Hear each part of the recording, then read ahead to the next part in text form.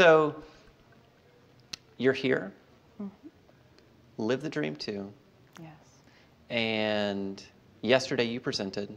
Yes. We didn't get a chance to talk yesterday, but you know, we're here today.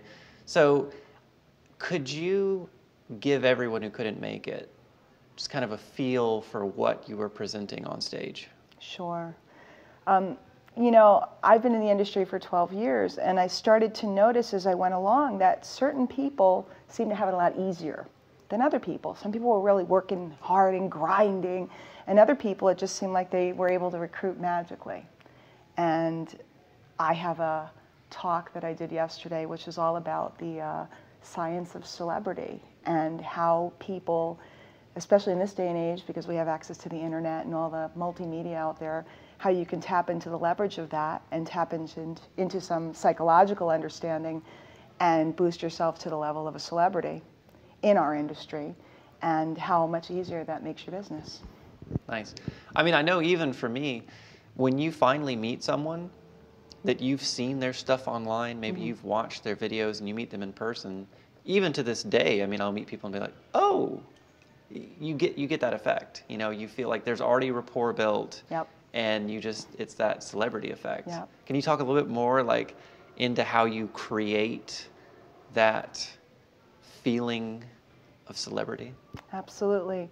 Well, with the advent of video on the internet, a housewife like me was able to take a camera, sit in a bedroom, and talk to the world. And just because it's video, we equate it to television and movies. So that instantly alone gives us a boost in the way people are perceiving us. It just lifts the level of who they think we are pretty instantly. And then people judge based upon seeing something over and over and over. So if a marketer is consistent with putting together their content and sharing it out there in different venues, people see them over and over and over, and they start to believe they're more and more and more authoritative. And it makes, you know, it's magical. It's very simple, and yet it's a very skillful application where we're able to attract people to us just by talking to them. So and putting it out on the internet and leveraging, you know, we're able to talk to the world. It's pretty cool. I agree. One thing that is such a huge part of that, and it's something that I always pay attention to, your posturing. And I remember even back in the day, like when I first started working at BetterNet, like I remember your videos, because you'd be submitting videos, and that was always the thing that struck me about you, was just that you did a masterful job of posturing. And so I don't know if there's anything, like any nugget of wisdom or any kind of actionable tip or something for folks to think about when it's time for them, because so much of video is nonverbal. I mean, correct. You're saying stuff, but that's only part of the equation, and maybe even a smaller part of the equation. I don't know what your thoughts are on that, but it's a huge, huge part of it. I think a lot of people get intimidated. They think they need to know everything, and they try to overdo it when they do video. And really, all you need to do is find one thing that you know that you know that you know. One thing that you're sure about, and then speak to one person. See, when people are making video, they think they're speaking to lots of people, but there's only one person watching at a time. So all I ever did was find something that I really knew, and I shared it with one person. And people felt like I was talking to them as opposed to talking out to a group. And it was very intimate. So I didn't try to talk about what I didn't know, and I didn't try to talk to a lot of people. It was just me. If you were watching my video, it was me and you.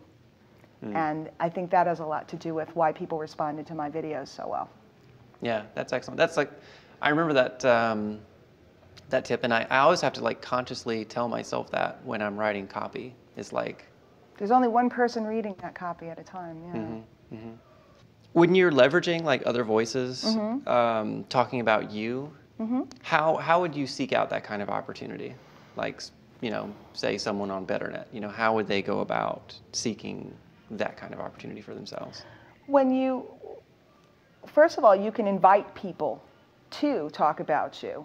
You can invite them to make comment or make a response video. See, people wouldn't think to do that.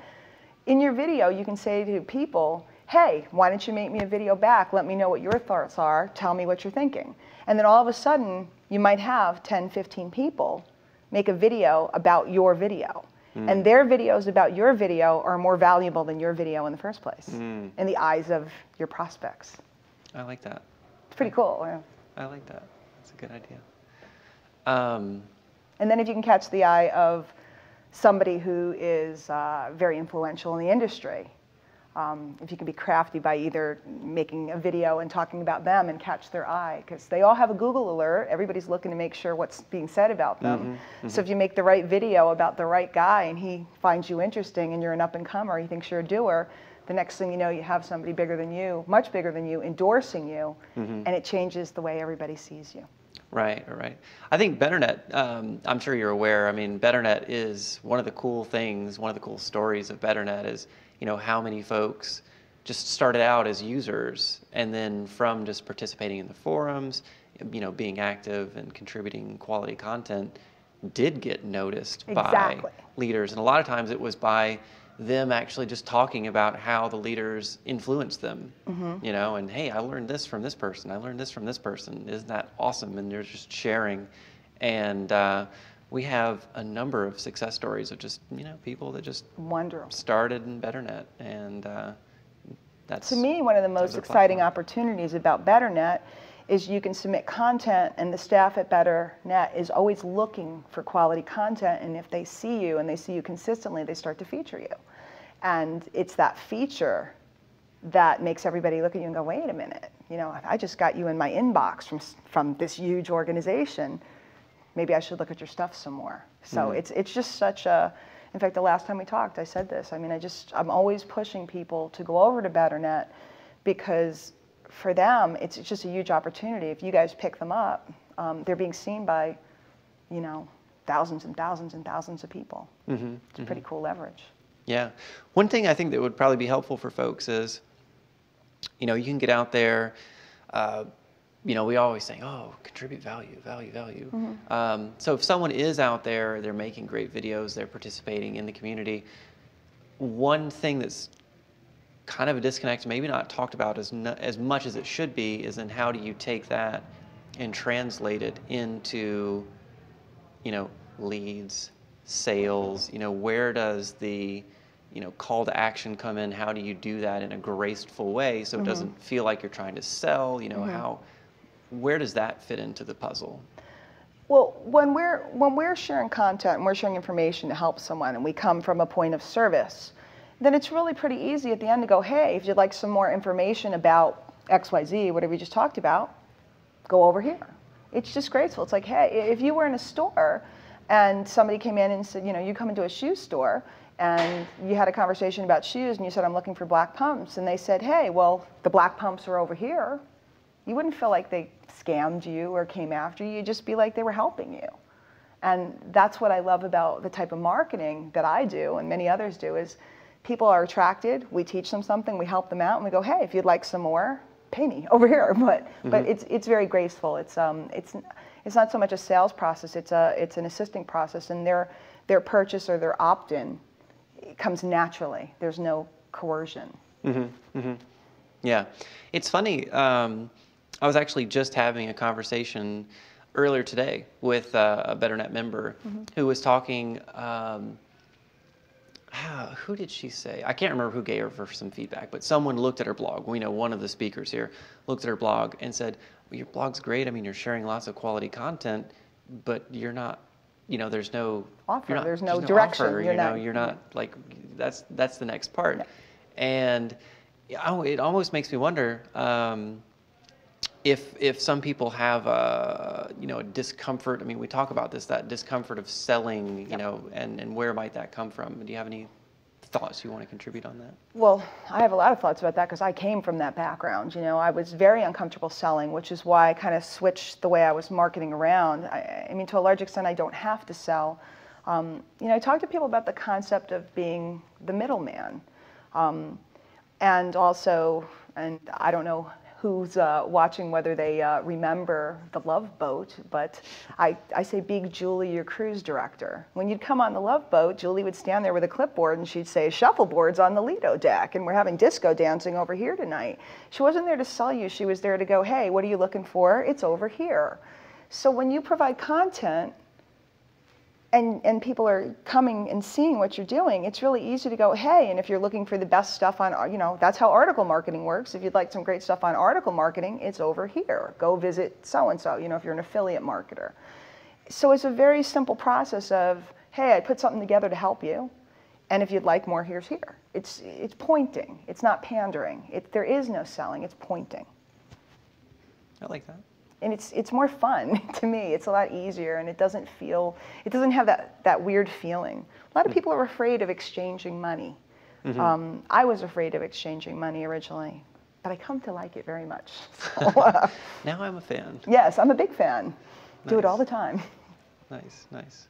Well, so what's coming up? So in the next, for Diane, right? So what's happening over the next couple months? Like where are things headed?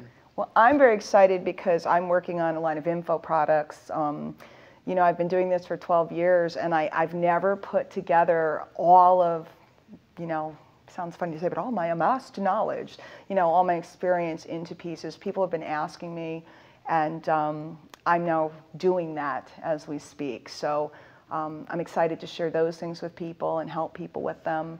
And you know, I'm just really looking forward to, you know, a lot more work with all the different colleagues that I've been doing stuff, a lot of collaboration. I really think in this industry you're going to see more and more and more collaborative products as opposed to just singular products. And the combination of the minds of all these different experts, that's going to be exciting to see. Nice. When can we expect to see? This spring. Spring. Okay. Yes. Perfect. That's a good time of year to launch something. Yes. So as you probably know, it's 2011, which means we're right on the cusp of 2012. Mm-hmm. And what that means is that December 21st, 2012 is right around the corner. So have you prepared for the Mayan apocalypse? You know, I was a Spanish major in college, and I've been studying the Mayan culture for many, many years. And I have gone to Teotihuacan and watched at the equinox, watched the shadow of the snake go right up the pyramid. And I think I'm going to offer myself as a human sacrifice that day, because I'd rather just give myself to the gods before they come to get me. That was my thought. I may change my mind. That is the best plan I've heard. Diane? Thank you so much. Thanks so much for Thanks, Andrew. having this chat with me. It was a pleasure.